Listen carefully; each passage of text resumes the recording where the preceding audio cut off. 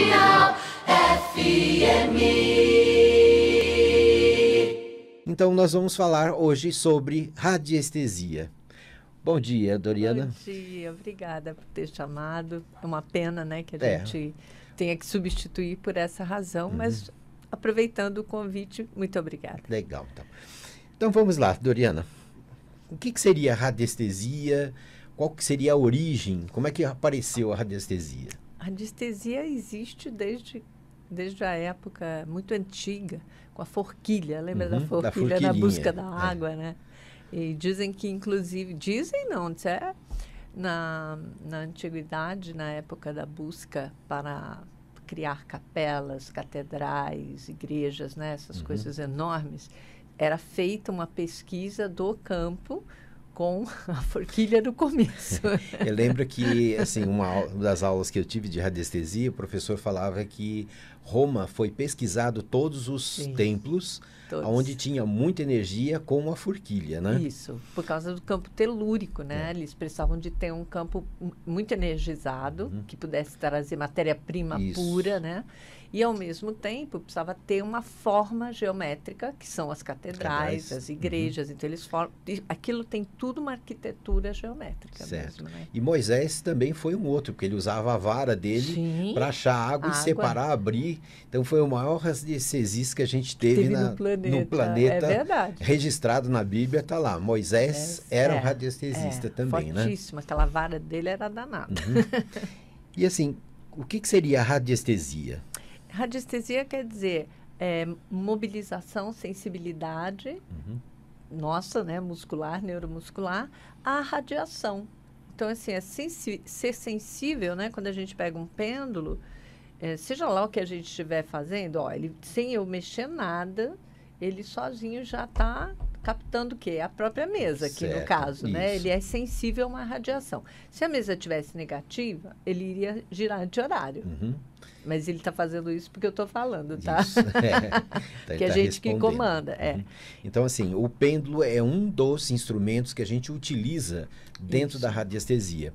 Eu trouxe outros materiais que a gente utiliza para apresentar, Doriana, né, falar para a gente. Eu trouxe, por exemplo, o Dual Holder, né, que é esse instrumento muito interessante, né, que a gente utiliza. Ele feito de aço com dois. A energia tá boa aqui, a energia tá rodando bonito, tá girando, né? Então é um aparelho também que a gente utiliza para fazer leitura de corpo, de campo magnético, de instrumentos. Se colocar um celular na frente dele, ele vai ficar muito doido. Né? Pode até ser por causa disso que estava assim, né? Então, vamos ver.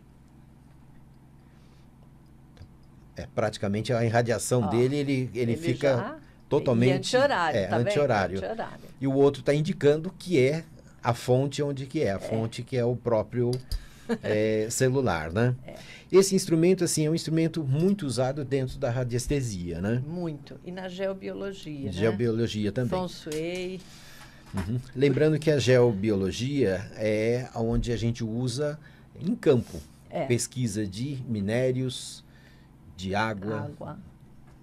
Todos os campos que estão, de alguma forma, ligados à nossa natureza e que é para construir, né? Porque a gente precisa... Nós estamos constantemente em construção, né? Então, a gente se utiliza da própria natureza para poder ver se pode construir uma casa num determinado campo, por exemplo.